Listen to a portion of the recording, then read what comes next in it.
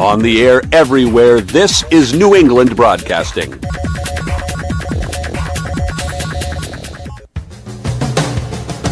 Good morning, good afternoon, good evening, good night. It's the Ron Van Dam Show. Hold on tight, things can get a bit weird, if you like that sort of thing.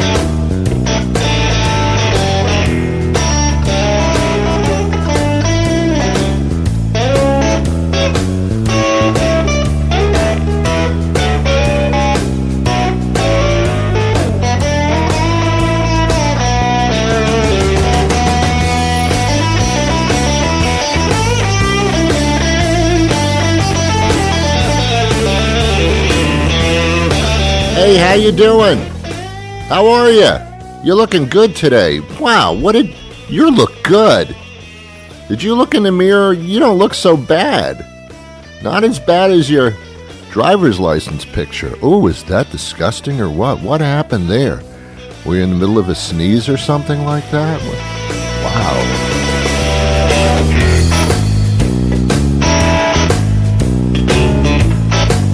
Nobody ever takes a good driver's license picture, ever. Ever. It's impossible.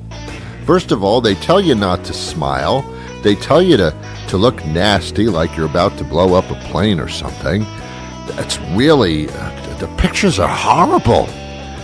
My driver's license, I put in my wallet backwards so that the picture isn't facing out, because I don't want to see that every time I open up my wallet. It's bad enough that I'm looking at how little money is in there. I don't want to see a picture of me looking sad that there's no money in there. I don't want to be stopped by a police officer who asks to see my license and registration, and I give them my license, and he or she says, "Whoa, that picture is nasty. I feel bad for you. I'm just going to give you a warning." Actually, that might work. Can you imagine if we were matched up with people, we dated only people who had driver's license pictures? Oh, I'd never date. Oh my God. Oh my God.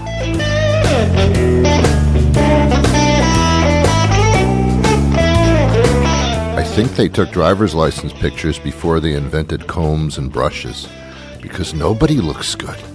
Nobody. Oh my God.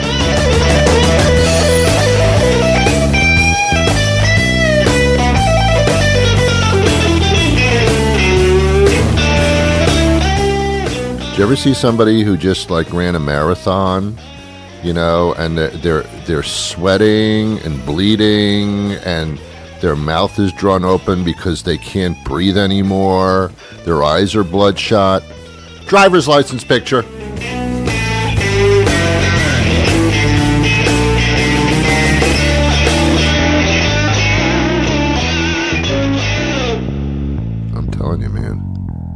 I'm telling you. That's why the people at the motor vehicle departments, the registry of motor vehicles, those people who work there, they're so nasty and they look so horrible, because that's why they take pictures of drivers looking bad, because that's the only thing that makes them feel better. I have a horrible job. I stand here all day and deal with these people. I'll get back at them. I'll take lousy pictures of them. Can you imagine if those people were photographers and they did your wedding photos? Yes, I'm looking for a wedding photographer. What experience do you have? Oh, I took pictures at the registry of motor vehicles for driver's licenses. Oh, no, thank you. No, thank you. Can you imagine what those pictures would turn out? Here's my wedding pictures. Oh, let me say, oh my God. What happened? Was there a hurricane? What? Was there some natural disaster taking place? No, those are my wedding pictures. Oh my God, they're horrendous. They're very well framed, but everybody looks horrible. Those are my wedding pictures. What did Who was your photographer? Did they work for the Registry of Motor Vehicles? As a matter of fact, they did. Oh, my God. All right, I've milked that joke enough, I think. I'm very upset, ladies and gentlemen. I'm very upset. I can't believe I live in the United States of America and the president is a douchebag. I can't wrap my head around that. And not just a normal douchebag. I mean, there are douchebags and there are douchebags of all different sizes and shapes. But this is a racist douchebag. Now, some Republicans say what Trump said was not racist. Oh, I see. Through what definition are you doing this? Trump actually said, if you don't like this country, you should leave. That is about as dictator communism kind of stuff that I've ever heard in my life. That's what they say. Love it or leave it. Here's the deal, man. I get that part. You know, it's a nice little phrase. But what you're saying is if somebody criticizes a country to try to make it better, then you don't belong here. Never criticize this country at all. Don, that's how you got in the White House. Do you not remember, Don, your entire presidential campaign was complaining about how bad this country was? At that point, you should have left it. Love it or leave it, Don. You weren't loving it. You should have left it. Instead, you went to the White House, kind of the opposite. Nobody complained more about how horrible this country was than you, Don.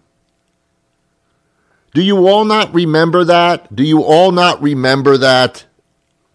So don't go telling me, Don, that if you don't love this country and you criticize it, you should leave it. Oh, my God. You're talking about yourself. Donald doesn't like people that complain, apparently. This was put together by NBC. This is worth listening to. What I don't like mosquitoes. I don't like her temperament. Money, I don't like to spend money. I don't like the expression you can't do worse because frankly they can't do worse. Right now, I don't like mosquitoes too much. I don't like critics. I don't even like using the H word, you know, the place that's down there. I don't like Assad at all. I don't like people leaving a speech early. Crying. I don't like when I see people burning our flag. I don't like the way that looks. Look, I don't like tweeting. I don't like talking about how I feel about people. I don't like the word adjustment. I don't like that. You don't like that. I don't like losing. I don't like losing. I don't like those. I don't like Pinocchios. Come back if you want. Don't come back. It's okay too. But if you're not happy, you can leave. I don't think you're happy, Don. Shut up! You should leave. Please, the quicker the better. Oh, please leave. He was referring to the quote-unquote squad. They are 4 non-white females who are criticizing the present administration and state of the country. They were, Don, and he said that they should go back to their own countries and well, they were all born here, so they are in their own countries. They should go back to their countries, and they should fix the problems there before they talk about the problems, any problems here. Go back and fix the problems in your own country. Don, this is their own country, and that's what they're trying to do, fix the problems. And that's why you earned the title from me as douchebag of all colors. You're just the biggest one.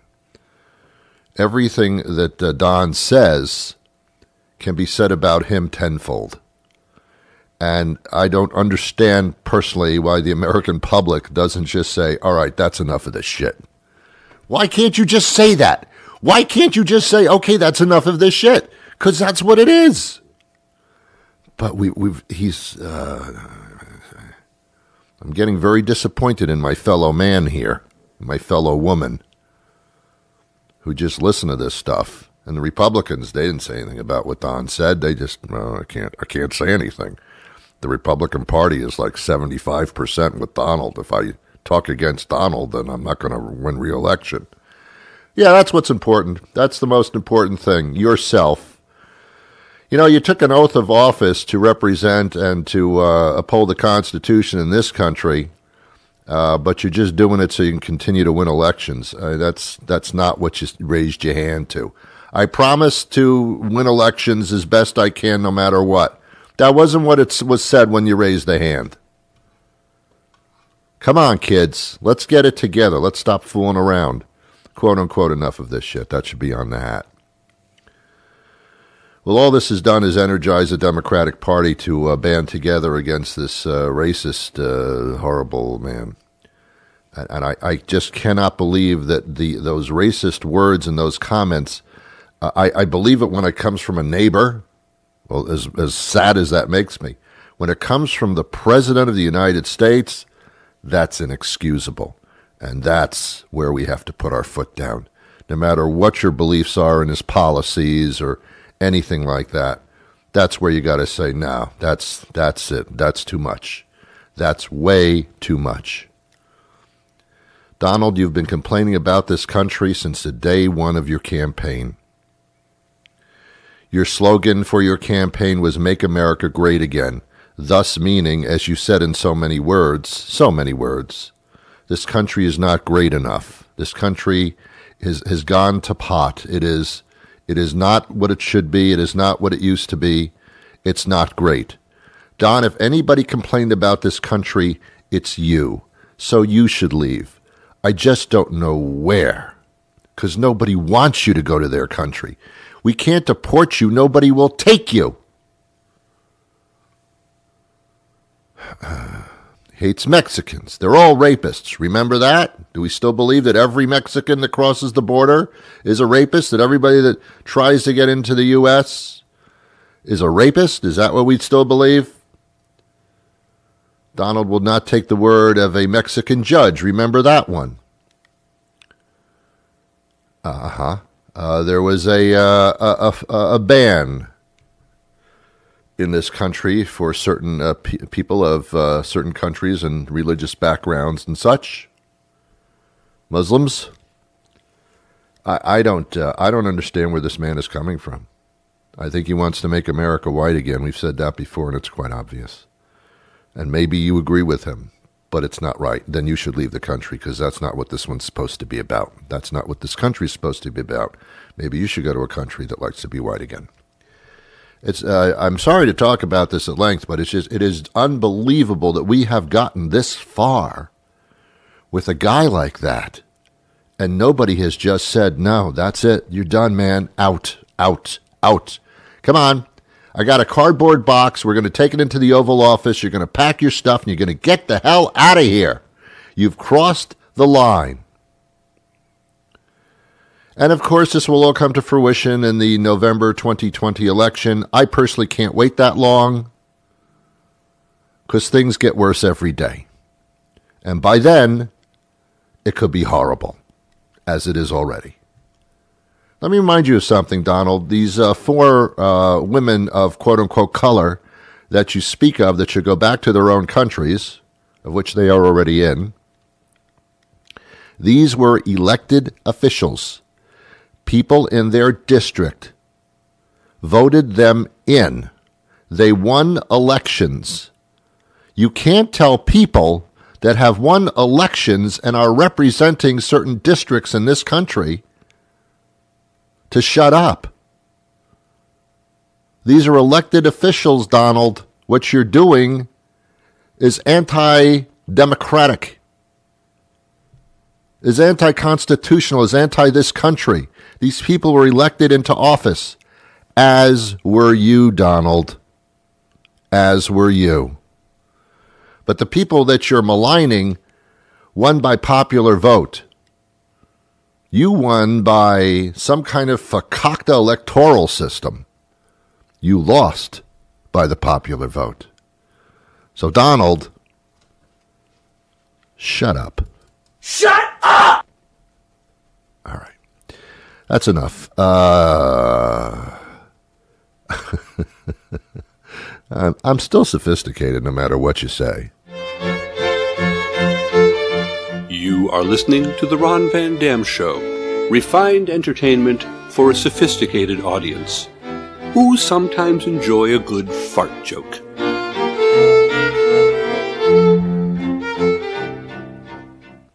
All right. Ladies and gentlemen, I am everywhere I go now, I see CBD oil signs, CBD commercials.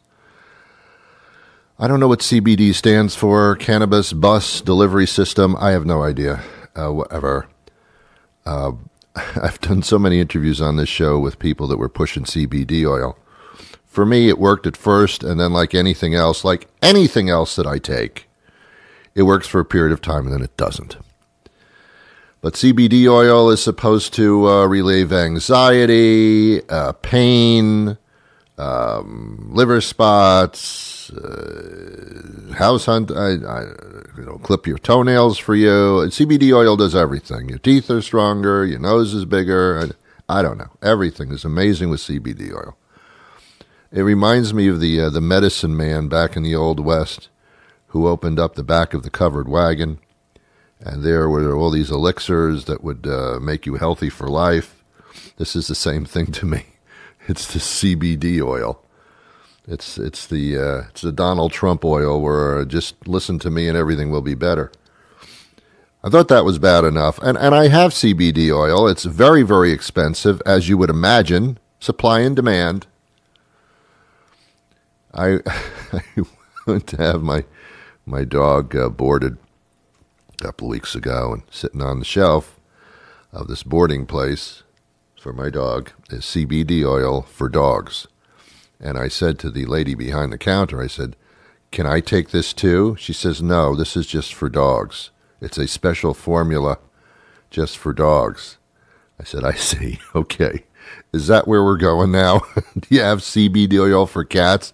I said, "Yes, as a matter of fact, we do," which is a separate line. I said, "Can you give the CBD oil for cats to dogs?" "No, the CBD oil for dogs is for dogs. The CBD oil for cats is cats." I said, "Okay, fine. You have CBD oil for Jews?" I mean, where are we going with this? Where are we going with this? And CBD oil comes in so many different types and sizes. There are chewables. There are lotions. There are drops that you can take internally. I don't know. You can buy paint cans of it and paint your walls with CBD oil. I don't know. I don't know. It's getting out of hand. I mean, soon we're going to find it everywhere. Salad dressing. It's tasty, it's tangy, and it's loaded with CBD oil. Oh my God. Here we go. Is CBD oil replacing gluten? Is that what we're doing here? Everything's gluten-free, but CBD oil full? What are we doing with the CBD oil? I still don't know what it stands for exactly. What are we doing? What's going on? It's the latest fad. I had carpeting put in my studio, and carpeting's got CBD oil in it. Every time I walk on it, I feel soothed, and I'm relieved of all anxiety. I think what we're doing in life is we're trying to find things that just make us numb. And it's no wonder Trump's president. I think we need this. We're looking for things to numb us. I can't put up with this crap anymore. Numb me immediately, please. Numb me. I can't take it, man. Do you know when this all started? I'll tell you when. It was after 9/11, or around that time, that horrible time in history.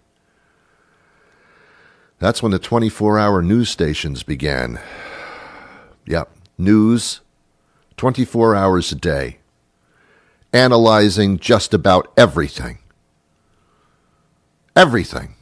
It's time to brush your teeth. Let's do a story on teeth. Let's do 24 hours of teeth news. It's amazing. It's just amazing. 24 hours of stuff. And if we don't have enough news, we'll analyze the news that we don't have.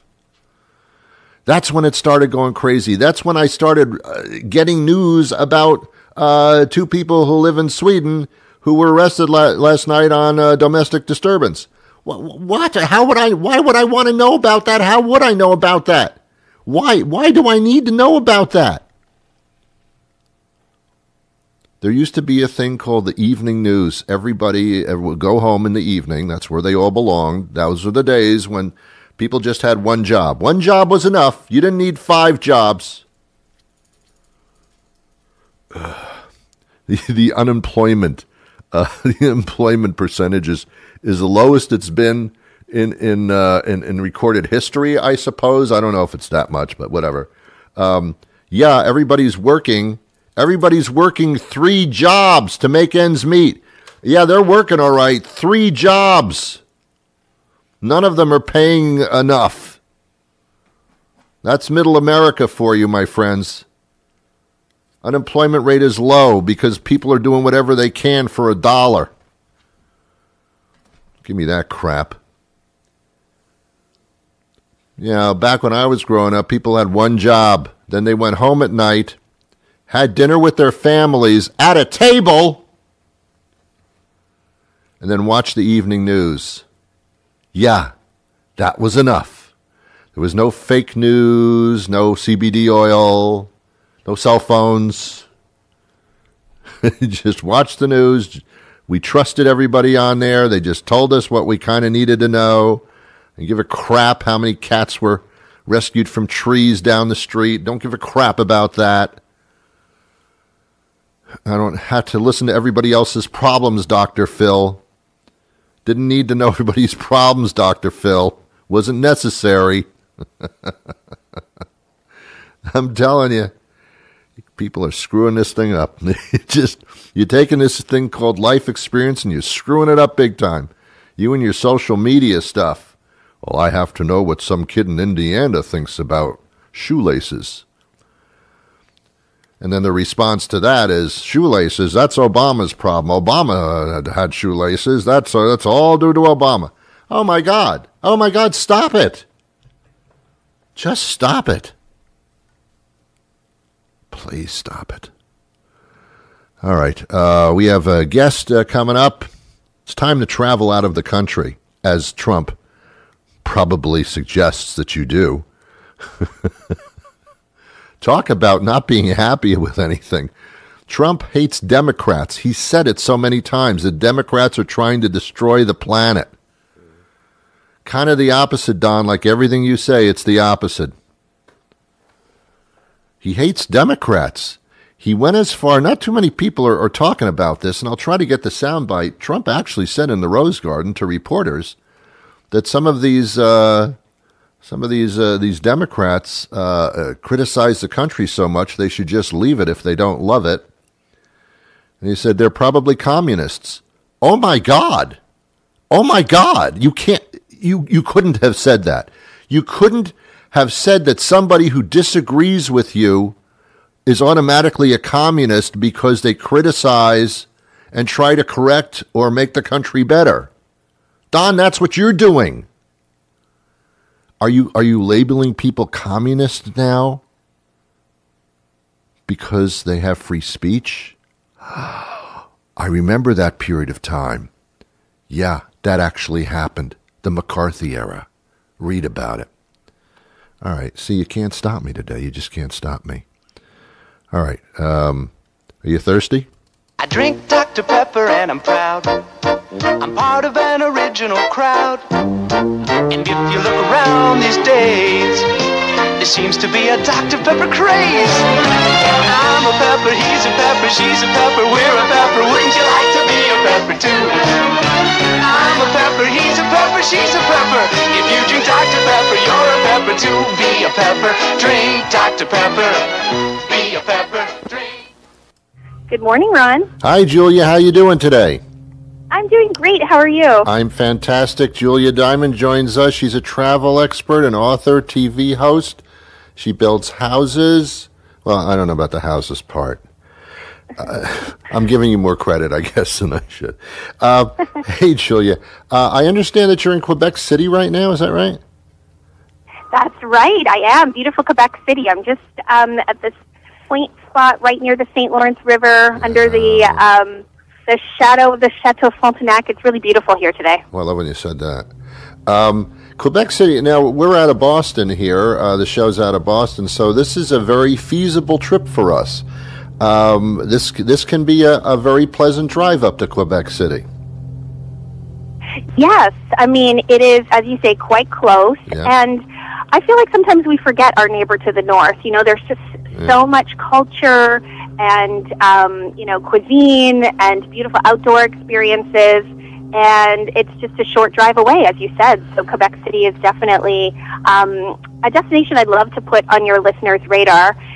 Summer is passing quickly. Yeah. So if you are thinking about a destination to visit this summer, this is a really beautiful one. Okay. Now, for those that aren't familiar, is Quebec City a French-speaking location?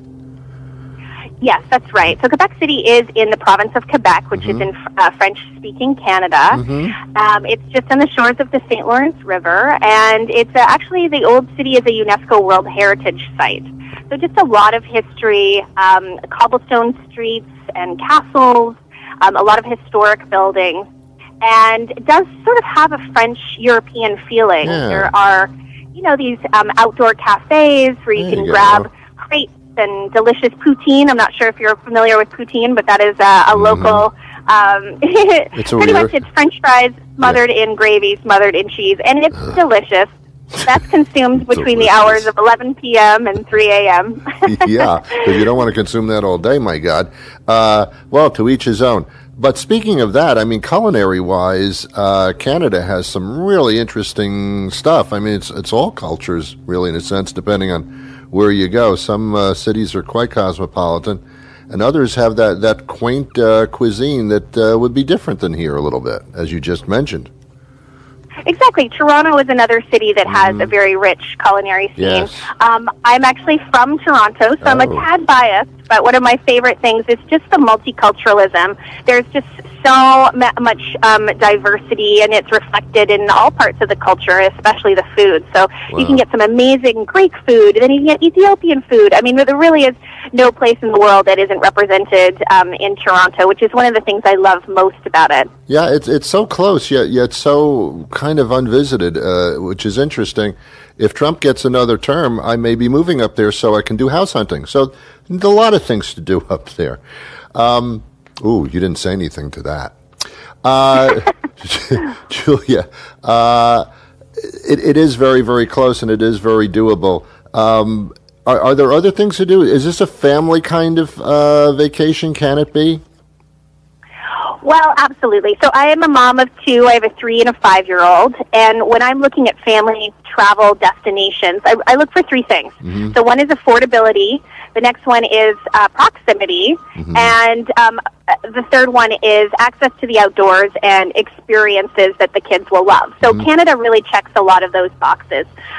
First one is affordability. You may be familiar with the favorable exchange rate.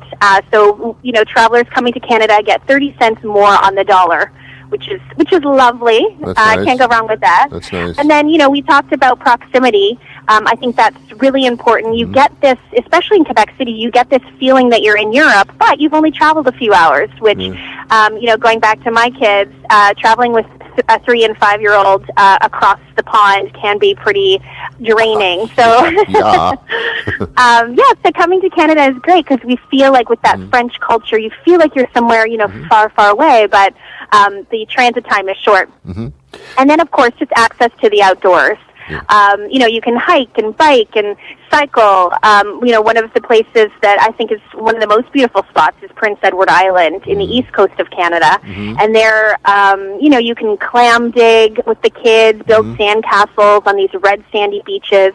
So there's just a lot to offer the family traveler who comes to Canada, everything from all-inclusive resorts to cruising as well. Yeah, let's talk about cruising because most people would say, oh my goodness, wait a minute, that's like a land deal. We're traveling over the border into Canada, but cruises are very popular to Canada, I understand. That's right. And actually coming out of Boston, this is going to be perfect for your listeners.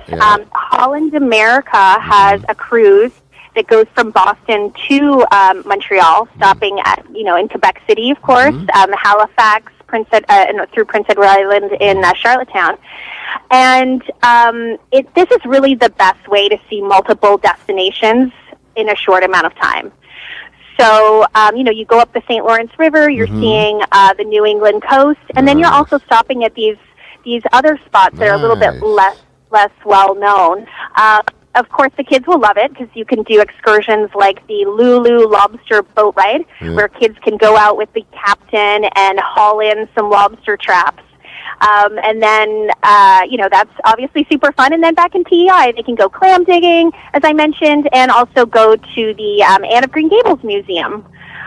So lots to do. And I think that, doing it, seeing this particular part of Canada on a cruise is really the best way to go. And now's really a great time to take advantage of this. Yeah, really. Holland America is offering a really special promotion from now until July 15th. Oh. It's mostly for their destinations like Alaska and Europe, but it's a fabulous 2-for-1 deal. So if you're traveling with your partner, you essentially pay half price, and your kids are free. Wow. So it's amazing value. If you go to hollandamerica.com, you can find out all the details about this promotion, but act now because I think it's the final day is July 15th. Okay. So it's great value. Yeah. Well, you've thrown out some great information, and you've whet our appetite because it is so close. Or as you say, take a cruise anywhere through Holland America and get that going and for a good price. Hey, it's great talking to you. Thanks a lot, Julia. All right. Thanks so much, Ron. Is there? Give me the website one more time before we part company here. Okay, great. My website is juliadimon.com, and people can go there for more family travel tips through Canada and all other parts of the world. Perfect. Thank you, my friend. Thank you, Ron. Bye-bye. Thank you, Julia. Wonder what her passport picture looks like. It's probably good. It's probably nice. Driver's license, not so much. Passport, probably even worse. Hey, have yourselves a wonderful day. I'll be back again tomorrow with a brand new show. Until then, I wish you peace.